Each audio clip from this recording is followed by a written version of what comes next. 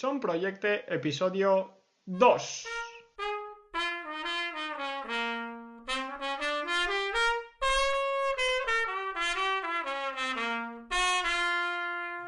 Bienvenidos otro día más, otro domingo más al podcast de Son Proyecte, el podcast en el que hablamos de innovación y buenas prácticas educativas, de experiencias, recursos y técnicas que se están llevando a cabo en nuestras escuelas y nos ayudan a mejorar la educación.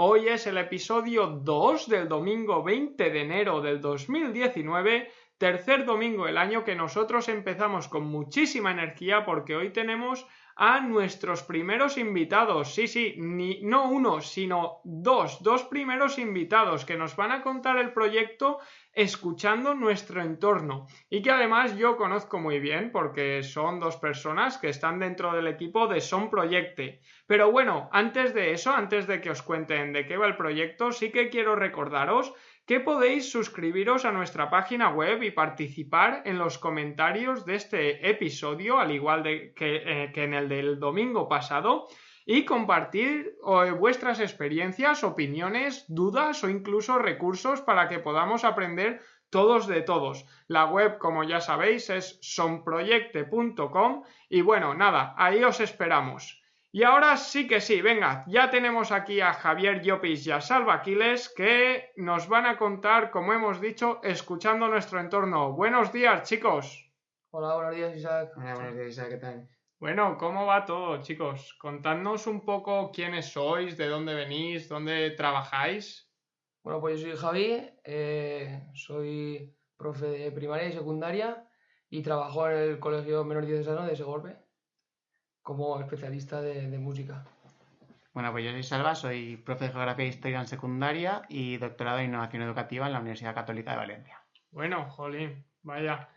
Y bueno, ¿y de dónde surge esta idea? ¿De dónde surge el proyecto Escuchando nuestro entorno?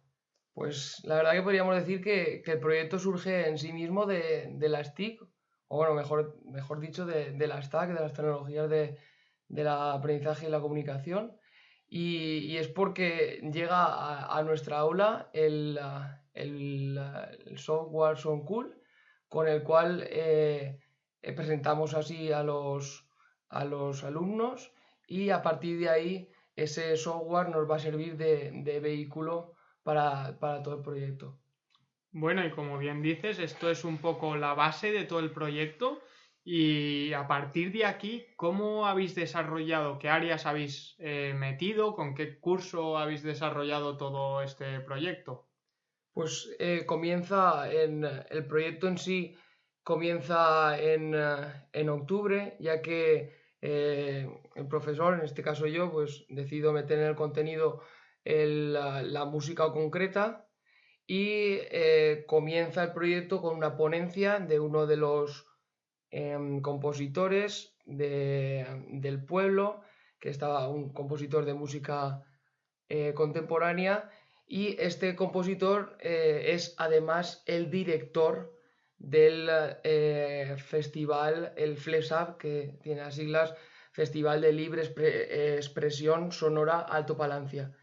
Él, además de la ponencia sublime, pues nos hace una invitación para concluir su festival con una obra de música concreta, la cual teníamos por encargo hacer a la clase. A partir de esto comenzamos a programar sobre qué queremos hacer, todo ello en una mesa redonda con todos los alumnos y se decide hacer un proyecto sobre las fiestas del pueblo. A partir de que tenemos ya el contenido, el eje transversal sobre el cual vamos a girar, pues ya empezamos a enriquecer el proyecto con diferentes actividades y aquí es donde ya entra la realidad virtual por medio de Salva, que es un amigo del pueblo, el cual está doctorando, como bien habéis dicho antes, en todo lo que es innovación educativa del siglo XXI y es el que nos introduce esta idea en el cole, al profe de informática y a mí particularmente.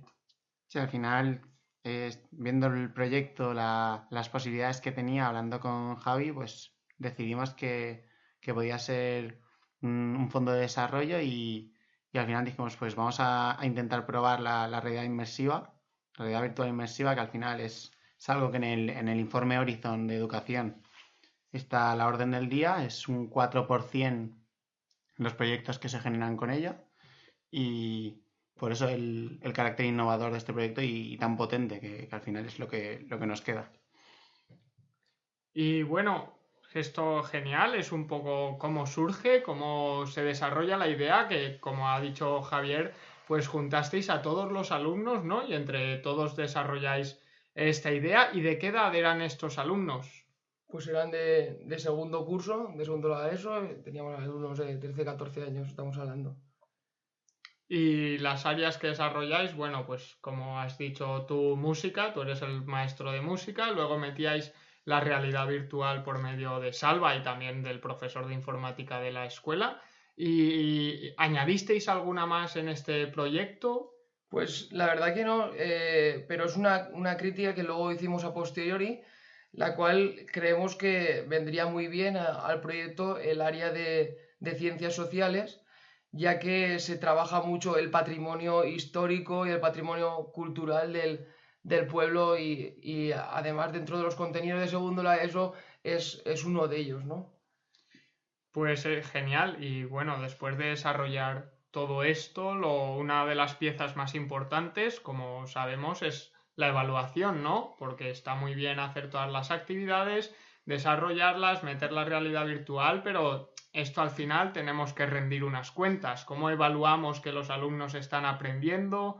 Y además un aprendizaje significativo. ¿Cómo evaluasteis todo esto? Bueno, pues dentro del ABP siempre es claro que la evaluación es uno de los procesos más difíciles porque ya evadimos todo lo que es calificación para poner al alumno en ese feedback para mejorar su proceso y para mejorar su aprendizaje.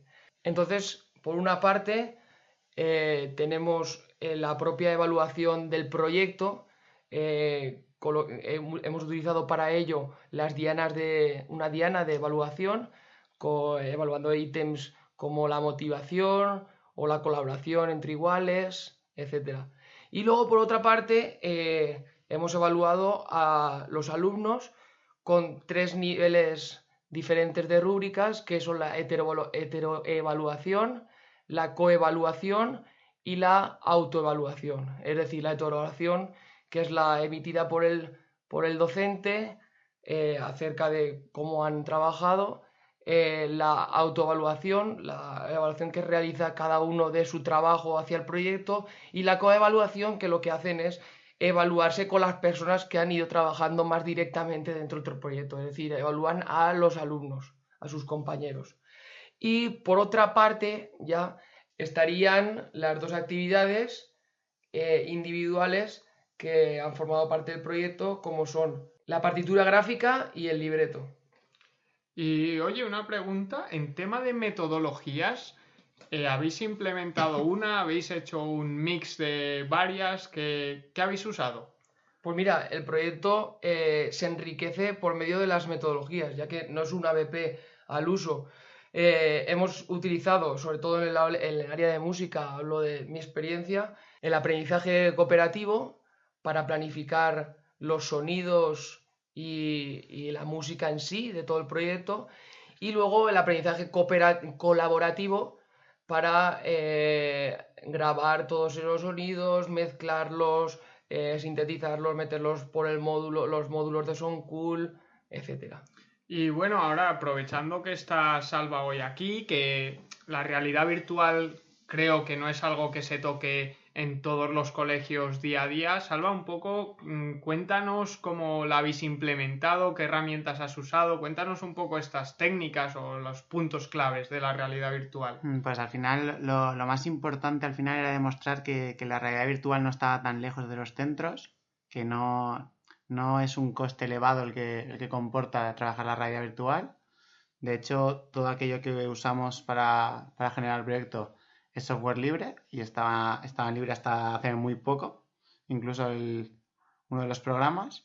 y simplemente utilizamos fotos esféricas que capturábamos con los móviles de los alumnos, con los mismos smartphones o con los smartphones nuestros. O sea que no hace falta tener una tecnología puntera para poder realizar esta realidad virtual, que es lo que al final le daba valor a poder usarlo e implementarlo en los centros, porque hay que ser muy consciente de la realidad que hay en los centros y es algo que tenemos muy, muy presente tanto Javi como yo. Sí, de hecho es importante comentar también que el 100% de los programas y las apps que hemos utilizado son libres, tales como el Audacity, que es con el que hemos grabado y editado todos los sonidos, el cual está libre para Linux, iOS y Windows. Y bueno, además de esto, me gustaría concluir con la verdadera esencia del proyecto, que ha sido el aprendizaje servicio, donde todos los alumnos, sin excepción, se dieron cita en el escenario del auditorio el día que se realizó y bueno, con un aforo bastante elevado pudieron exponer su trabajo, hecho del cual le da un valor añadido al mismo. Bueno, pues nada, esto es un poco el proyecto, ¿no? Escuchando nuestro entorno.